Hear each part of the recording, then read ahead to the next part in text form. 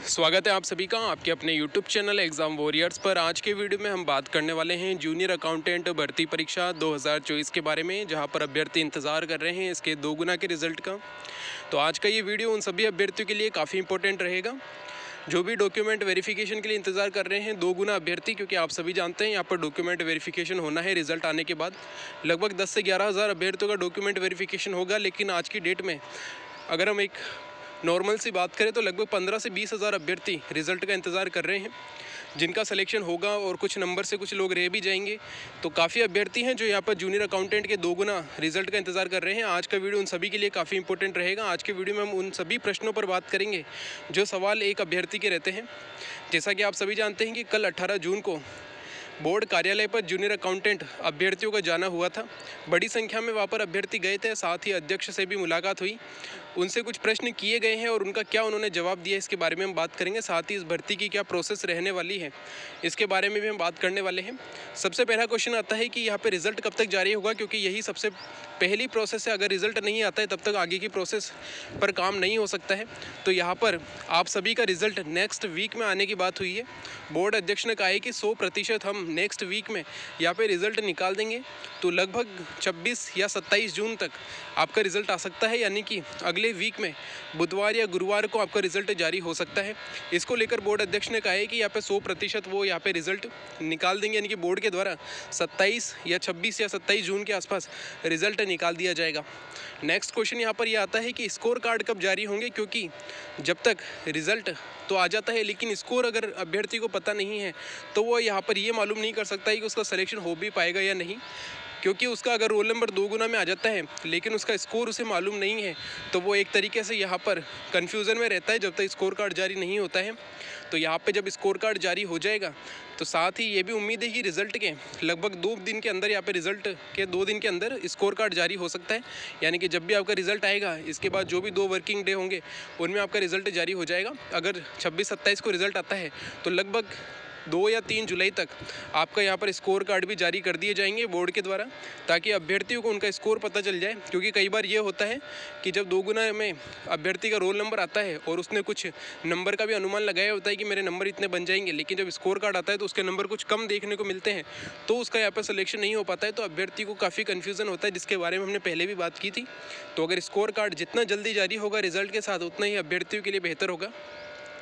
अगला प्रश्न रहता है कि जो क्वेश्चन डिलीट होने वाले हैं, क्योंकि आप सभी जानते हैं जूनियर अकाउंटेंट में काफ़ी ऐसे क्वेश्चन हैं जो डिलीट होंगे। कई जगह तो ये भी बताया जा रहा है कि लगभग 15 से 19 क्वेश्चन डिलीट हो रहे हैं। लेकिन अगर इतना भी नहीं माने तो कम से कम 10 से 12 क्वेश्चन ऐसे हैं जो यहाँ पर डिलीट होंगे दोनों पेपर में मिलाकर। तो यहाँ पर जो डिलीट होने वाले प्रश्न हैं उनका जो वेटेज है वो किस प्रकार रहेगा, क्या ओवरऑल वेटेज रहेगा या फिर सेक्शन वाइज। यानी कि मान लीजिए अगर बोर्ड 10 क्वेश्चन पेपर 2 में डिलीट करता है तो क्या यहाँ पर जो वेटेज है वो 150/140 हो जाएगा, या फिर हर सेक्शन के अनुसार होगा कि मान लीजिए अकाउंटेंसी में कोई 2 क्वेश्चन डिलीट हो गए तो अकाउंटेंसी के टोटल क्वेश्चन थे 25, लेकिन 2 डिलीट होने के बाद क्वेश्चन बचते हैं 23, तो क्या 25/23 होगा, यानी कि एक क्वेश्चन की वैल्यू क्या 25/23 हो जाएगी, या फिर जो ओवरऑल डिलीट हो रहे हैं उसके अनुसार होगा। तो यहाँ पर काफ़ी ज़्यादा प्रभाव देखने को मिलता है अगर आप कंपेयर करेंगे दोनों को। यानी कि अगर ओवरऑल डिलीट होता है या फिर सेक्शन वाइज डिलीट होता है तो यहाँ पर काफ़ी अभ्यर्थियों को कई बार नुकसान भी देखने को मिलता है, क्योंकि ओवरऑल डिलीट होने से उस क्वेश्चन का जो प्रभाव है, यानी कि जो क्वेश्चन डिलीट हो रहा है उसका प्रभाव पूरे पेपर पे पड़ जाता है। वही अगर सेक्शन वाइज डिलीट होते हैं तो अगर यहाँ पे किसी अभ्यर्थी का कोई सेक्शन कमज़ोर रहा है लेकिन बाकी सेक्शन काफ़ी अच्छे रहे तो उसका जो प्रभाव है उसे वो कमज़ोर सेक्शन पे ही देखने को मिल जाता है, तो उसको ज़्यादा इफेक्ट यहाँ पर नहीं पड़ता है उसके मार्क्स पे। लेकिन यहाँ पर अब देखने वाली बात होगी कि क्या ओवरऑल जो डिलीट होने वाला प्रश्न है उसका वेटेज ओवरऑल मिलता है या फिर सेक्शन वाइज होता है। तो इस पर भी बोर्ड अध्यक्ष का कहना है कि जब भी रिजल्ट आएगा तो आपको उसमें देखने को मिल जाएगा कि किस प्रकार की जो प्रोसेस है वो बोर्ड ने अपनाई है। क्या ओवरऑल यहाँ पर वेटेज लेकर ही यहाँ पर अभ्यर्थियों को नंबर मिले हैं या फिर सेक्शन वाइज जो है क्वेश्चन डिलीट किए गए हैं। तो इस प्रकार की चीज़ आपको रिजल्ट के साथ ही देखने को मिलेगी, ये भी उन्होंने कहा है। तो ये बहुत बड़ा प्रभावित करने वाली चीज़ है कि यहाँ पे अगर सेक्शन वाइज डिलीट हो रहे हैं तो आपके नंबर कुछ और बनेंगे, और साथ ही अगर यहाँ पर ओवरऑल क्वेश्चन डिलीट होता है होता है तो भी आपके नंबर कुछ और होने वाले हैं, यानी कि दोनों में काफ़ी अंतर होता है। तो अब देखने वाली बात होगी कि बोर्ड यहाँ पर किस प्रकार वेटेज को अपनाता है, क्या वो सेक्शन वाइज क्वेश्चन डिलीट करता है या फिर ओवरऑल, क्योंकि दोनों में काफ़ी अंतर है। जैसा कि मैंने अभी आपको बताया, अगर 10 क्वेश्चन डिलीट होते हैं पेपर 2 में तो वहाँ पर वेटेज 150/140 हो जाता है। लेकिन मान लीजिए अकाउंटेंसी में 2 क्वेश्चन डिलीट हुए, बीएम में कोई 3 क्वेश्चन डिलीट हो गए हैं, तो यहाँ पर अलग अलग सेक्शन वाइज इफेक्ट पड़ता है। साथ ही एक अभ्यर्थी का भी जो एक्यूरेसी होती है वो सेक्शन वाइज अलग अलग होती है। मान लीजिए अकाउंटेंसी में उसने 25 में से 20 क्वेश्चन किए, जिसमें से 2 गलत हुए, 18 सही हुए। बीएम में उसने मान लीजिए वही 20 क्वेश्चन किए, लेकिन उसके उसमें 15 सही, 5 गलत है। तो एक्यूरेसी अलग अलग होती है सभी सेक्शन की, तो प्रभाव भी आपको अलग अलग देखने को मिलेगा। तो ओवरऑल कौन सा बेहतर होगा ये तो रिजल्ट आने में पता चलेगा। अगला क्वेश्चन रहता है कि कोर्ट केस इस भर्ती पे लगा हुआ है, तो उसको लेकर क्या उन्होंने जवाब दिया है। तो जब बोर्ड के अध्यक्ष को पूछा गया कि कोर्ट केस है उसमें क्या कोर्ट की जो है मतलब बोर्ड अभी तक क्या कर रहा है, तो उन्होंने कहा है कि हम इस ओर काम कर रहे हैं और सब कुछ बताना मतलब यहाँ पे ज़रूरी भी नहीं है, तो हम यहाँ पे अपनी तरफ से पूरा जो है कार्य कर रहे हैं और जल्द ही आपको इस पर भी कोई अपडेट देखने को मिलेगा। तो जहाँ तक अनुमान है, जैसे ही यहाँ पर बोर्ड रिजल्ट जारी कर देता है उसके बाद जब तक आपका डिपार्टमेंट डॉक्यूमेंट वेरिफिकेशन कराएगा, बोर्ड यहाँ पर कोर्ट पे केस पर भी काम करेगा। और जहाँ तक बात है, अगर कोर्ट केस का ज़्यादा प्रभाव देखने को नहीं मिलता है तो यहाँ पर आपको लग रहा है कि ज्वाइनिंग जो है वो आपकी दिवाली से लगभग थोड़े दिन पहले या दिवाली के आसपास आपको मिल सकती है। तो एक मोटा मोटा अनुमान यही है कि अक्टूबर के महीने में आपको ज्वाइनिंग देखने को मिल सकती है। अगर डॉक्यूमेंट वेरिफिकेशन की प्रोसेस, जैसा कि अनुमान है, इसमें डॉक्यूमेंट वेरिफिकेशन की प्रोसेस जो है वो लगभग 1.25 या 1.5 महीने तक चल सकती है। अगर उससे पहले जितना जल्दी ख़त्म होती है तो उतना ही आपके लिए बेहतर होगा। जैसा कि अगर मैं एक अनुमान लगाएं तो अगर आपका रिजल्ट 26-27 जून तक आ जाता है तो लगभग अगर बोर्ड जो आपका डिपार्टमेंट है अगर वो डॉक्यूमेंट वेरिफिकेशन जल्दी करवाना चाहता है तो 10 तारीख तक, 10 जुलाई तक आपका डॉक्यूमेंट वेरिफिकेशन का शेड्यूल जारी हो जाएगा और उसके बाद 20 जुलाई के आसपास से आपका डॉक्यूमेंट वेरिफिकेशन स्टार्ट होगा। अगर आपका डिपार्टमेंट डॉक्यूमेंट वेरिफिकेशन काफ़ी जल्दी करवाता है तो लगभग 10 अगस्त तक आपका डॉक्यूमेंट वेरिफिकेशन समाप्त हो सकता है, वरना 25 अगस्त के आसपास जाके जो है आपका डॉक्यूमेंट वेरिफिकेशन यहाँ पर समाप्त हो पाएगा। यानी कि पूरा अगस्त का महीना और जुलाई का 20 जुलाई से लेकर पूरे अगस्त के महीने तक आपका डॉक्यूमेंट वेरिफिकेशन चल सकता है।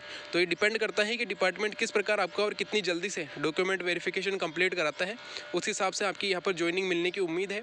वरना अगर देखा जाए तो अक्टूबर के महीने में ज्वाइनिंग मिल सकती है, क्योंकि कोर्ट केस पर बोर्ड के अध्यक्ष यही है कि हम इस ओर काम कर रहे हैं और जितना जल्दी हो सकेगा हम इसे भी जो है पूरा कर लेंगे, ना इसको भी निपटा देंगे जो भी कोर्ट केस है। तो एक तरीके से आज के टाइम पे जो भी अभ्यर्थी के प्रश्न हैं उसको लेकर हमने बात की है।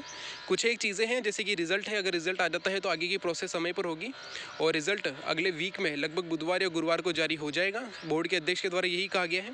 साथ ही अगला सबसे इंपॉर्टेंट क्वेश्चन होता है कि जो डिलीट होने वाले प्रश्न हैं इनका प्रभाव कैसे देखने को मिलेगा। तो ये हर अभ्यर्थी पर डिपेंड करेगा उसने किस प्रकार से किया। अगर उसका हर सेक्शन में एक्यूरेसी अच्छी है तो उसको कोई ज़्यादा इफेक्ट यहाँ पर देखने को नहीं मिलेगा।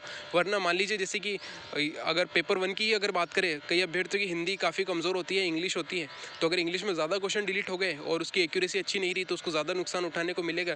ऐसी कई तरीके की चीज़ें होती है, हर एक अभ्यर्थी का अलग अलग मतलब उन पर डिपेंड करती है उसने कैसा क्या पेपर किया है। तो ये सभी अभ्यर्थियों के लिए अलग अलग होगा और मार्क्स पे भी यहाँ पे थोड़ा बहुत प्रभाव देखने को मिलेगा। बाकी कट ऑफ क्या रहेगी, तो कट ऑफ के बारे में हमने कई बार बात की है। एक बार रिजल्ट आने से पहले एक फाइनल कट ऑफ पे बात कर लेंगे कि यहाँ पे फाइनल आपकी जो है कट ऑफ क्या रह सकती है। लगभग जो अनुमान है कट ऑफ उतने ही रहने का यहाँ पे भी आसार दिखाई दे रहे हैं कि कट ऑफ उतनी ही रहेगी।